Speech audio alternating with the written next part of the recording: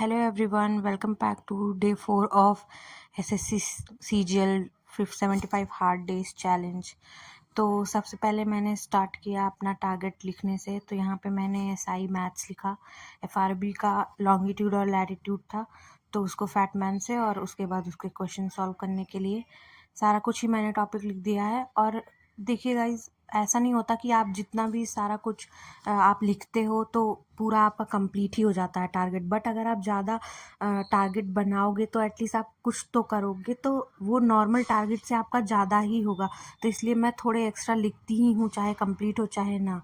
तो शुरू किया मैंने सबसे पहले एफआरबी में लॉन्गिट्यूड और लैटिट्यूड सर का लेक्चर अपलोड हो चुका था, तो मैंने उसको फैटमैन से लिखते हुए रिवाइज़ किया और जो कुछ भी पॉइंट उसमें नहीं थे उनको भी राइट डाउन किया और पूरे तरीके से अच्छे से एकदम नोट्स बना रही हूँ, ताकि फिर दोबारा मुझे रिवीजन के लिए फैटमैन ही मैं कंसीडर करूँगी, बार बार मैं लेक्चर्स के लिए नहीं जाना चाहूँगी।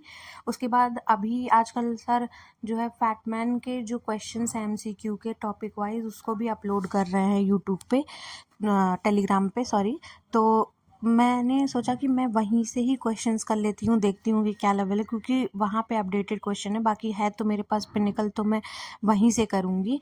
फिर उसके बाद नेक्स्ट मैंने किया रीजनिंग का एक मॉक, उसमें मेरे 47.5 मार्क्स आए हैं, क्योंकि एक ही क्वेश्चन गलत था। जनरली मेरे नंबर सीरीज़ में ही क्वेश्चन गलत हो रहे हैं, तो मैं उसको देख रही हूँ।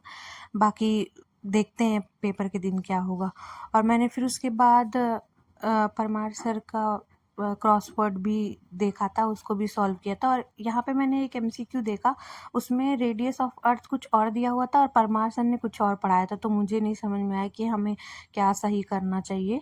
फिर मैंने सोचा कि आज मैं 2 रीजनिंग का मॉक दे देती हूँ, तो मेरे दोनों में ही एक क्वेश्चन गलत गया। अब आप देख सकते हो कि नंबर सीरीज ही में ही गलत गया और कितना सिली मिस्टेक मैंने किया है। लिटरली ये प्लस वाला वो था। तो आप लोग इस चीज़ को थोड़ा थोड़ा ना ध्यान देके गाइज आप करना, तो यही छोटी छोटी गलतियाँ जिसको हम हटाते हैं तो ही हमारे मार्क्स बढ़ते हैं, अदरवाइज़ ऐसा नहीं है, सिलेबस सबका ही कंप्लीट रहता है। फिर मुझे एसआई के क्वेश्चंस में प्रॉब्लम आ रही थी, तो मैंने सोचा कि एसआई का टॉपिक जो है वीओडी बैच से ही डायरेक्टली कर लेती हूँ। तो टोटल उसमें 10-12 लेक्चर्स थे, तो मैंने आज के दिन 6 ही कंप्लीट कर पाई मैं। बाकी के उसके क्वेश्चन भी सॉल्व करने थे, तो इतना ही 6 ही किया, बाकी का अगले दिन करूँगी। एंड नेक्स्ट मैंने वॉल्यूम 1 नीतू मैम से 50 स्पेलिंग्स मैंने ऑलरेडी कर चुकी थी मैं, तो आज मेरा टारगेट था 100 तक की स्पेलिंग्स को करना। और इसको मैंने क्या कहते हैं सॉल्व किया, और जितनी भी गलतियाँ थी उसको नोट डाउन किया एक कॉपी में, और देखा कि उसको रिवाइज़ करने के लिए बाद में लिखा, और यही देख रही थी। और बाकी मैंने पीवाईक्यू में भी देखा था कि क्या गलती है। फिर वॉल्यूम 2 में मैंने देखा कि मॉडल सेट पेपर्स दिए हुए हैं, तो मुझे लगा कि मुझे भी सॉल्व करना चाहिए। इसमें 25 क्वेश्चंस थे और उसके एक्सप्लेनेशन भी दिए हुए थे, तो मेरे इसमें काफ़ी अच्छे मार्क्स थे, 23 मार्क्स थे। 2 क्वेश्चंस मेरे मैंने छोड़ दिए थे।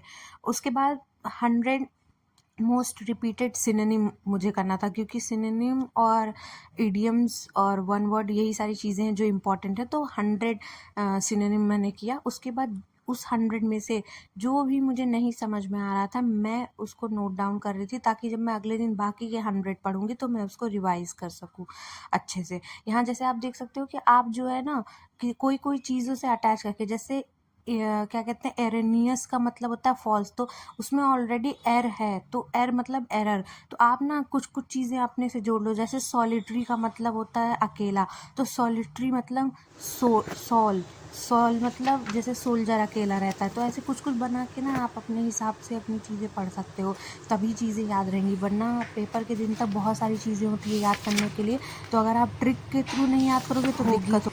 और यहाँ पे शाम में परमार सर ने जो है केमिस्ट्री का भी मैटर टॉपिक का लेक्चर डाल दिया था, तो मैंने सोचा कि साथ के साथ उसको भी कंप्लीट कर लेती हूँ, वरना फिर बैकलॉग होगा और सारे दिन में 2 लेक्चर्स कराएंगे।